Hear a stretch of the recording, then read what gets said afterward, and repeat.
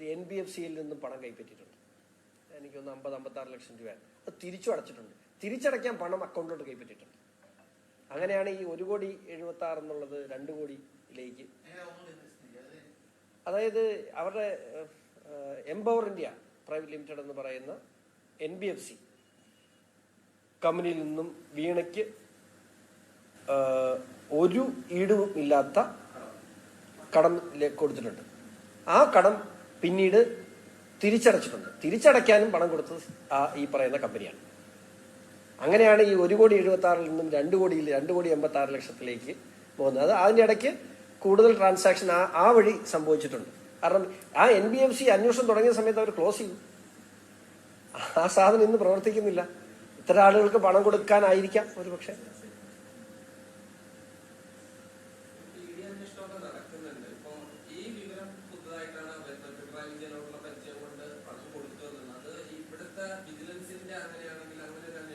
വിജിലൻസിന് സ്കോപ്പില്ല ഇതിനകത്ത്.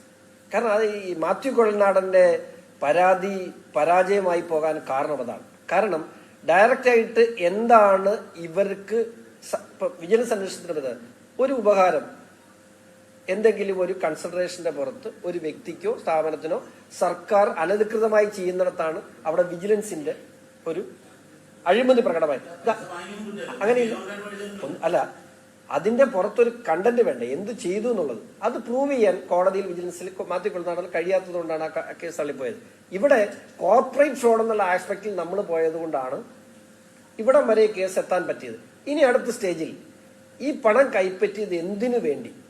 പിണറായി വിജയൻ മാത്രമല്ലല്ലോ, സംസ്ഥാന മന്ത്രിസഭയിലുള്ള നിരവധി ആളുകൾ അതിനകത്തുണ്ടല്ലോ. അപ്പോ അത്തരം ആളുകളിലേക്ക് കാര്യങ്ങൾ പോകണമെന്നുണ്ടെങ്കിൽ ഇനി CBI എൻക്വയറിയിലേക്ക് പോകണം.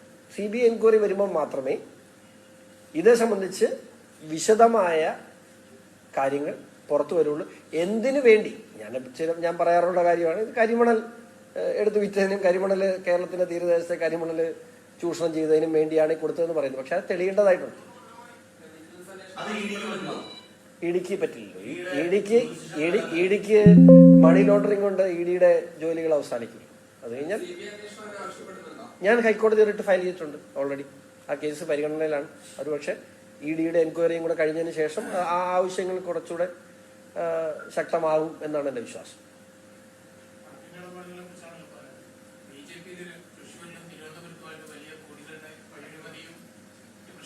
തെളിവുകൾ വരട്ടെ. ഞാൻ തെളിവുകളുടെ അടിസ്ഥാനത്തിലല്ല സംസാരിക്കുന്നത്.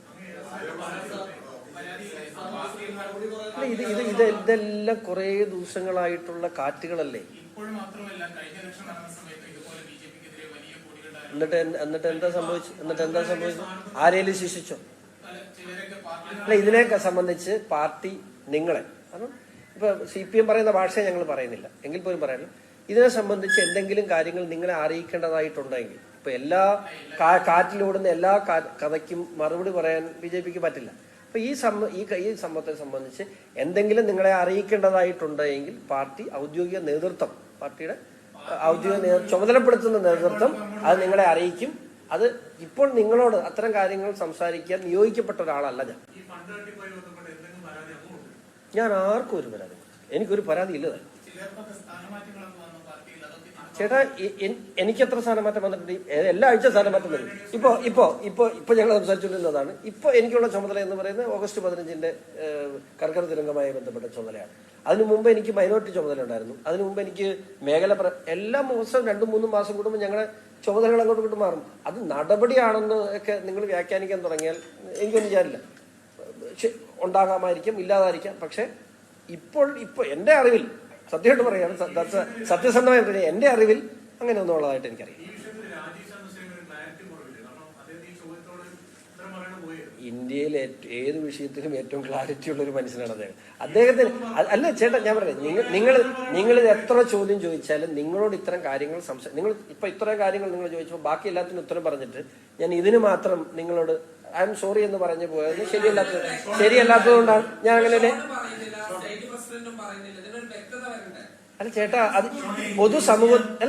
പൊതുസമൂഹത്തിൽ അറിയിക്കേണ്ട വിഷയങ്ങളല്ലേ ഇപ്പൊ ഞാൻ ഇപ്പൊ അടച്ചിട്ട മുറയിൽ ഞാനും പ്രകാശ് ബാബു കൂടെ സംസാരിച്ച കാര്യം നിങ്ങളോട് പറയാൻ പറ്റില്ല. അല്ലല്ല, അത് ഉണ്ടോ ഇല്ലയോ ഇത്തരം കാര്യങ്ങളൊക്കെ വിശദീകരിക്കേണ്ടവർ വിശദീകരിക്കും. ഞാനല്ല അത് പറയേണ്ടത്. നിങ്ങളിത് എത്ര പറഞ്ഞാലും എന്റെ വായി നീ ഉത്തരവല്ലാതെ കിട്ടില്ല. കാരണം ഒരു പാർട്ടിയുടെ സംസ്ഥാന ഭാരവാഹി എന്ന നിലയിൽ എനിക്ക് ഇത്തരം വിഷയങ്ങളിൽ എന്നോട് പറയാൻ നിയോഗിച്ചിട്ടില്ല. ഇന്ന് നിങ്ങളോട് സംസാരിക്കാൻ എന്റെ പാർട്ടി എന്നെ നിയോഗിച്ച കാര്യങ്ങളാണ് ഞാൻ നിങ്ങളുടെ അടുത്ത് പറഞ്ഞത്. നിങ്ങൾ അറിയേണ്ടതാണെങ്കിൽ അറിയിക്കും, അറിയേണ്ടാത്ത അറിയിക്കില്ല. എന്തോ പൊന്നു സഹോദര, ഞാൻ സംസ്ഥാന പ്രസിഡന്റിനെതിരെ ഞാൻ അങ്ങോട്ട് പറയിപ്പിക്കാനാ. കേരളത്തിലെ ബിജെപിയിൽ മാത്രമാണ് ഇത്തരത്തിലുള്ള വലിയ നേരത്തെ എല്ലാ സംസ്ഥാനത്തും ഇലക്ഷൻ ബിജെപി നടത്തുന്നുണ്ട്. സെൻട്രൽ ഫണ്ട് ഉണ്ടാവില്ല. ഒരു കാര്യം ഇത്ര ചോദിച്ചുകൊണ്ട് ഒരു കാര്യം പറഞ്ഞത് ഒരു കാര്യം ഇത്ര ചോദിച്ചുകൊണ്ട് ഒരു കാര്യം പറയാനുള്ളത്, ഈ പാർട്ടി ₹1 കണക്കുണ്ട്. അത് മാത്രം പറയും. എന്താ സംശയം പറയും? ₹1 ഈ പാർട്ടിയിൽ കണക്കുള്ള ഒരു രാഷ്ട്രീയ പ്രസ്ഥാനമാണ്. അത് മാത്രം നിങ്ങൾ അത് നിങ്ങൾക്ക് വ്യക്തമായിട്ട് പറയാൻ ₹1 അത് നിങ്ങൾക്ക് നിങ്ങളുടെ അഭിപ്രായത്തിൽ വ്യാഖ്യാനിക്കും. ₹1 ഈ പാർട്ടിയിൽ കണക്കുണ്ട്. അല്ല അത് ഇതൊക്കെ നിങ്ങളുടെ വ്യാഖ്യാനങ്ങൾ നിങ്ങളുടെ വ്യാഖ്യാനങ്ങൾ. എനിക്ക് പറയാൻ പറ്റുന്നത് ₹1 പോലും കണക്കുള്ള രാഷ്ട്രീയ പ്രസ്ഥാനമാണ്. അത് ഇന്ത്യ മുഴുവൻ, അത് എല്ലാത്തിനും കൃത്യമായ ഓഡിറ്റിംഗ് ഉള്ള രാഷ്ട്രീയ. നിങ്ങളിപ്പോ ഇതിനകത്തൊരു 50% വരുന്ന എവിടെ കൈരളി ടി വി വരുന്ന കഥ വെച്ച് നിങ്ങൾ ചോദിക്കാതെ. രാജീവ് ചന്ദ്രശേഖറിന് പണം ഒത്തിരി ആവശ്യമുള്ള ആളാണ്.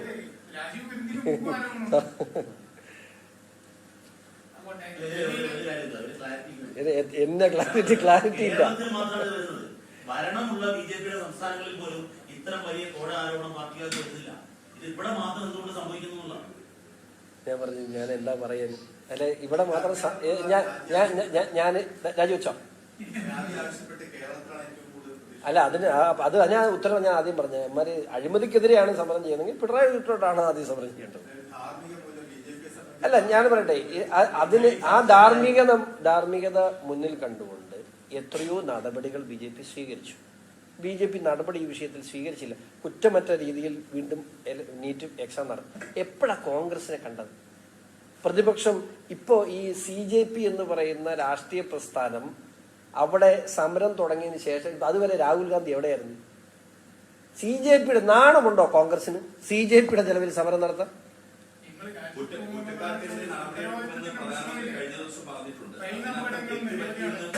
അല്ല ഒരു നീറ്റ് എക്സാമിനേഷന് തെറ്റുപറ്റിയെന്ന് ഞങ്ങളെപ്പോഴൊന്ന് ചോദിച്ചോ?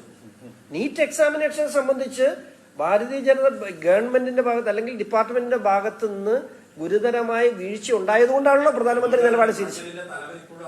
അല്ലല്ല, അയാളുടെ മാത്രം കുറ്റമാണോ അത് സംഭവിച്ചത്? അദ്ദേഹം അറിഞ്ഞുകൊണ്ടാണോ അത് ചെയ്തത്? ഇപ്പൊ അത്തരം കാര്യങ്ങളെ കുറിച്ചും അത്തരം കാര്യങ്ങളെ കുറിച്ച് അഭിപ്രായം പറയാൻ ഞങ്ങൾക്ക് വി ആർ ടു സ്മോൾ.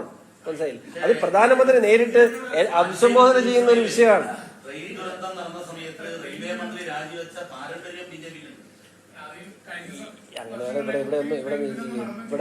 ഇവിടെ സ്ത്രീകളുടെ മൊഴി നേരിട്ട് പീഡന കേസിൽ എടുത്തിട്ട് എത്ര മന്ത്രിമാർ രാജിവെക്കാത്തതുണ്ട് കേരള സംസ്ഥാനത്ത്? അവരാണ് പറയുന്നത്.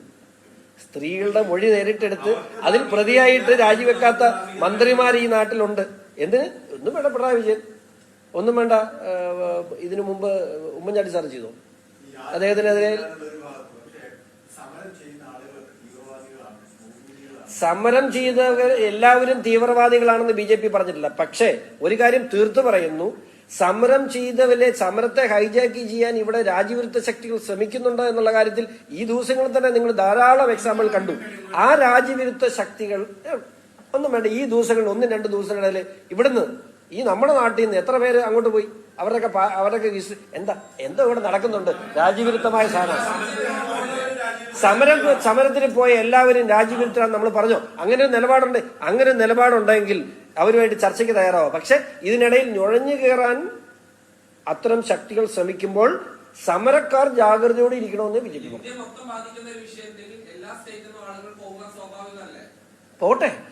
ആ പോകുന്ന ആളുകളുടെ ഉദ്ദേശം എന്താണ് എന്ന് സമരക്കാർ ബോധ്യപ്പെട്ടില്ലെങ്കിൽ അല്ലല്ല, അത് ലബ്ധം അതൊക്കെ ഞങ്ങളുടെ പരിധിയിൽ നിൽക്കുന്ന കാര്യമല്ലല്ലോ. ഏതൊക്കെ കാര്യങ്ങൾ? കഴിഞ്ഞ 2 വർഷമാണോ ഏറ്റവും കൂടുതൽ ട്രെയിൻ അപകടം നടന്നത്?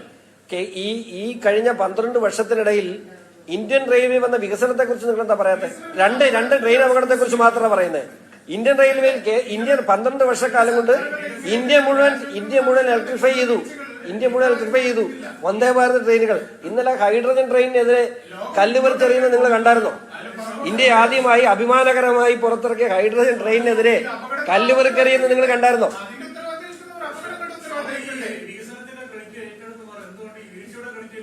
അല്ല, അത് പ്രധാനമന്ത്രി രാഷ്ട്രത്തെ അഭിസംബോധന ചെയ്തുകൊണ്ട് എന്താ പറഞ്ഞേ? അതിന് കുറ്റം ആർക്കൊക്കെ എവിടെയൊക്കെ കുറ്റം സംഭവിച്ചിട്ടുണ്ടോ അതിൽ പരിഹാരം കാണും. അത് കുറ്റം സംഭവിച്ചിട്ടുണ്ടല്ലേ, അത് അംഗീകരിക്കാൻ മനസ്സ് കാണിച്ചില്ലേ? അത് അംഗീകരിച്ചുകൊണ്ട് തന്നെയല്ലേ മുമ്പോട്ട് പോകുന്നത്. അപ്പം അതിനകത്തെ രാഷ്ട്രീയ ലക്ഷ്യങ്ങൾ അത് ഇന്നലെ വരെ വീട്ടിൽ കിടന്നുറങ്ങിയപ്പോൾ മറ്റേ രാഹുൽ ഗാന്ധി ഇപ്പൊ ചാടിയേക്കാണ്. രാഹുൽ ഗാന്ധി എവിടെയായിരുന്നു ഇത്ര നാള്? അല്ലല്ല അതൊരു പർട്ടിക്കുലർ അതിനകത്തുനിന്ന് ഇവിടെ വരുമ്പോൾ നോക്കിയേ, ഇതിനിടയിൽ വിദേശത്തായിരുന്നു പുള്ളി. ഇദ്ദേഹത്തെ ഒന്ന് കൈ തിരിച്ചു പിടിച്ച് കിട്ടിയിട്ട് ഇയാളെ കൊണ്ടൊന്ന് സമരം ചെയ്യാൻ നോക്കിയപ്പം ഇയാളെ കാണാനില്ല, അപ്പോഴും വിദേശത്താണ്. പ്രതിപക്ഷം അവരുടെ ജോലി ചെയ്യണം. ഇത് CJP അല്ല ഈ സമരം ചെയ്യേണ്ടത് എന്ന് നിങ്ങളല്ലേ പറയുന്നത്? അല്ല, രാഹുൽ ഗാന്ധി പ്രതിപക്ഷ നേതാവ് എന്ന ജോലി ഒരാൾ ചെയ്യാൻ, പ്രതിപക്ഷം എന്ന് പറയുന്നത് ഭരണഘടനയുടെ 3ാമത്തെ തൂണാണ്. ആ തൂണിനെ നിർബന്ധമായും സ്റ്റെബിലൈസ് ചെയ്ത് നിർത്തേണ്ട ജനാധിപത്യത്തിന്റെ നിലനിൽപ്പിന്റെ ആവശ്യമാണ്. എന്താ ചെയ്തത്? അല്ല, അവര് തമ്മിൽ തല്ലി പിരിയുന്നതിന് ഞങ്ങൾ എന്ത് ചെയ്യാൻ പറ്റും? ബംഗാളില് മമതയെ കൂടെ കൂട്ടിക്കൊണ്ട് അവര് ഇത് പിടിക്കാൻ പോയി, ഞങ്ങൾക്കൊന്നും ചെയ്യാനില്ല. തമിഴ്നാട്ടിൽ നിങ്ങളുടെ കോൺഗ്രസ് ചെയ്തതെന്താ? എത്ര 40 വർഷമായിട്ടുള്ള ബാന്ധവം ഒറ്റ രാത്രി കൊണ്ട് അപ്പുറത്ത് വിജയുടെ പോയി. എന്ത് രാഷ്ട്രീയം! അതുകൊണ്ട് സ്വഭാവമൊക്കെ കാണിച്ച ജനം വിലയിരുത്തി ഒരു രാത്രി കൊണ്ട്. ഞാൻ ഓർക്കുന്നുണ്ട് ഇപ്പോഴും, ഒറ്റ രാത്രി 40 കൊല്ലമായിട്ടുള്ള ബന്ധം ഉപേക്ഷിച്ച് DMK വിട്ട് പോയിരിക്കുന്നു. നാണമുണ്ടോ കോൺഗ്രസിന്? ഒരു ഉളുപ്പ് വേണ്ടേ? ഇത്രയും കാലം എന്തിന്റെ പേരില്ല? ഒന്നുമില്ല, ചുമ്മാ ഭരണം കൊണ്ട് പറയും കൊണ്ട് ഞങ്ങൾ പോവാന്ന്. ഇതല്ലേ കോൺഗ്രസ്? അതുകൊണ്ട് സ്വഭാവമായിട്ട് പോയാൽ പാർട്ടി തകർന്നു പോകും. ഇപ്പോ തമിഴ്നാട്ടിൽ കോൺഗ്രസ് എന്ന് പറഞ്ഞ് റോഡിലിറങ്ങി നടക്കാൻ ആളില്ല. ഞാനും അതെ, ഞാൻ പാർട്ടി മാറിയ ഒരാളാണ്. എനിക്ക് നല്ല ബോധ്യമുണ്ട്. ഞാൻ നിൽക്കുന്നിടത്ത് ഇപ്പൊ നിൽക്കുന്നുണ്ട്. ഞാൻ പാർട്ടി മാറിയതിനെല്ലാം എന്നെ മുന്നണി മാറിയതിന് വളരെ കൃത്യമായ കാരണമാണ്. ചരിത്രം പഠിച്ചാൽ എന്താണെന്ന്, എന്തുകൊണ്ടാണെന്ന് കൃത്യമായി. പിണറായി വിജയനായിരുന്നു അന്നും പ്രശ്നം. VS-നൊപ്പം നിന്നതിന്റെ പേരിലാണ് ഇടതുപക്ഷത്തിന്റെ പുറത്താക്കിയത്. എന്തിനാ? മതികെട്ടാൻ പ്രശ്നത്തിൽ അന്നത്തെ മന്ത്രിയായിരുന്ന ആരാ രാജിവെച്ച്? TU കുരുവിളയെ രാജിവെപ്പിച്ചത് PC George. അന്ന് പുറത്താക്കിയതാണ്. പുറത്തു പോയതല്ല, പുറത്താക്കിയതാണ്. 2015 UDF വിടുന്നു. എന്തിനാ പുറത്താക്കി? അന്ന് ബാറുകോഴയിൽ കേമാണിക്കെതിരെ പ്രതികരിച്ചേന്. ചുമ്മാ അങ്ങ് പറയരുത്, കൂടെ പറയണം എന്തിനാന്നും കൂടെ. അല്ല ഞങ്ങളിങ്ങനെ വിട്ടില്ലാന്ന് വിചാരിക്കും. അങ്ങനെയല്ല, കാരണമുണ്ട്. ആ കാരണം പ്രായോഗിക രാഷ്ട്രീയത്തിൽ ചിലപ്പോൾ നിങ്ങൾക്ക് ബോധ്യമില്ലായിരിക്കും, പക്ഷെ ആദർശത്തിന്റെ പുറത്താണ് എന്നെ സംബന്ധിച്ചിടത്തോളം ഞങ്ങളൊക്കെ ജീവിക്കുന്നത്. വേറൊന്നും കയ്യിലില്ല. ഇവർക്കൊക്കെ കാണുമായിരിക്കും, ഞങ്ങൾക്ക് വേറൊന്നും കയ്യിൽ. എന്റെ ആദർശം ആരുടെ മുമ്പിലും ഞാൻ പണയം വെച്ചിട്ടില്ല. അത് അന്ധമായ BJP വിരോധികൾ ഇങ്ങനെ ചുമ്മാ പറയുന്നത്. അത് ഈ ചിലർക്ക് ഇവന്റെ പൊന്നും കൊണ്ട് പുളിശ്ശേരി വെച്ച് കൊടുത്താലും ചുമ്മാ ഇങ്ങനെ പറഞ്ഞുകൊണ്ടിരിക്കും. അതാണ് ഞാൻ പറയില്ലേ, രാഹുൽ ഗാന്ധി ചുമന്ന് നടക്കുന്നവരോട് എല്ലാം പറഞ്ഞിട്ട് കാര്യമുണ്ട്. Okay, thank you.